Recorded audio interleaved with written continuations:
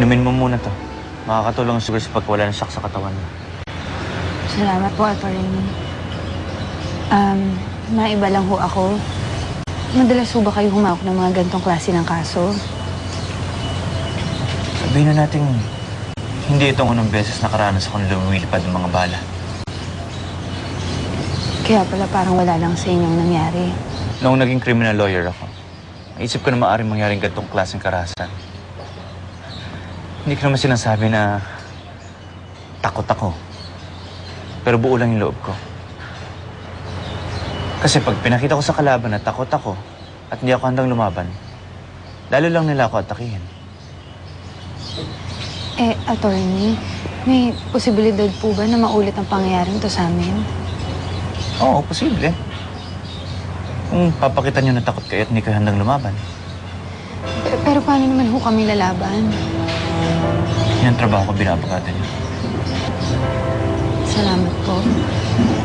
Salamat po sa tulong ninyo sa pamilya ko.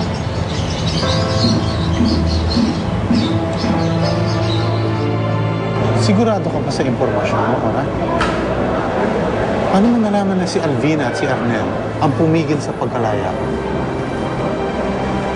Hindi nagsisinungaling ng taong nagsabi sa akin. Saka si Alvina lang naman ang namotibo na manatili ka dito. Talagang gagawin ng babae niyo ang lahat para hindi ko makita ang anak ko. Sinabi ko naman sa'yo, napakawalang hiya ni Alvina. Sa ama nga ng anak niya, nagawa niya yun eh. Ikaw nga dapan-dapa ka niya eh. Gusto pa niya masubsob ka pa lalo. Alam mo ganyan, awang-awaan ko sa'yo. Alam ko naman kung gaano kahirap ang kalagayan mo dito sa loob ng kulungan. Trato at saka alaala na lang nga ni Rizzy.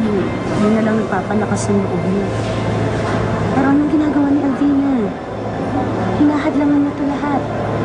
Ginagamitan niya lahat ng impluensya para manatili ka dito sa loob ng kulungan. Wala ka nang kakampi. Hindi totoo yan, Cora. Meron naman akong kakampi. Ikaw yun, Cora. Lagi ka nandito, tinutulungan ako.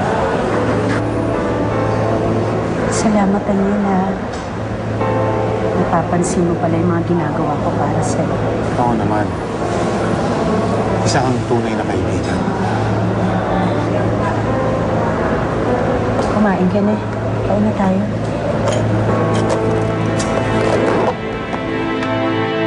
Ay, naku, I cannot believe that the house is showered with bullets. Naku, mabuti na lang I was in the marketing. And I'm so glad that everybody is not devil. Ay, Bebang, pwede ba? Iwan mo muna kami. Ay, okay. Absolutely, ma'am. Excuse me.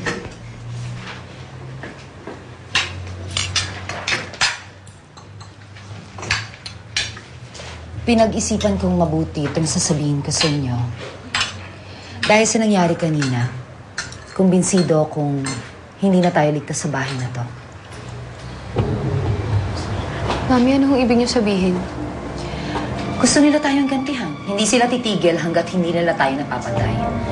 Delikado na para manatili pa tayo sa bahay na to.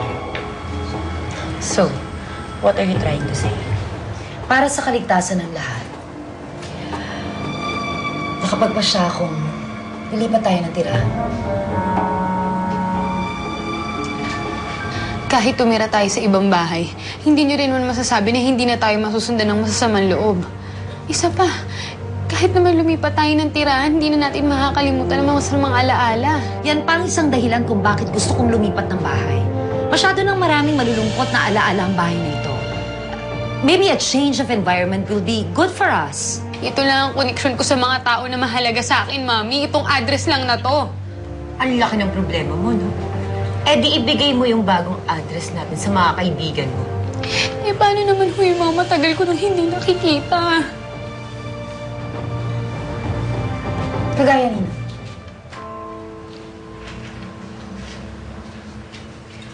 Ako ang magulang ninyo, kaya ako ang masusunod. Buo na ang desisyon ko.